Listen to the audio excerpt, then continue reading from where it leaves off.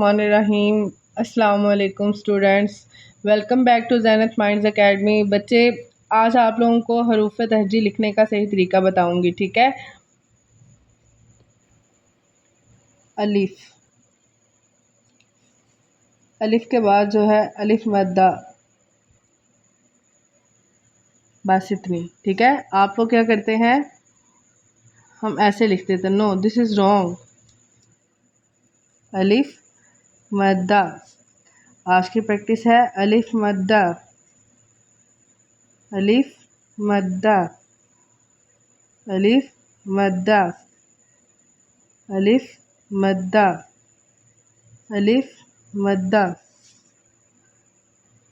अलिफ मद्दा से आम।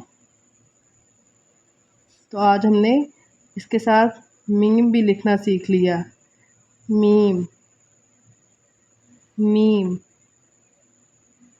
Meme, meme, meme, meme, meme, meme, meme, meme, meme, अलिफ मद्दा, मीम, अलिफ मद्दा, मीम, अलिफ मद्दा। बहुत बहुत शुक्रिया बच्चों, मेरी वीडियो देखने के लिए। लाइक कमेंट करना और सब्सक्राइब करना मत भूलिएगा। Thank you so much. अल्लाह हाफिज़, फ़ी अमान अल्लाह।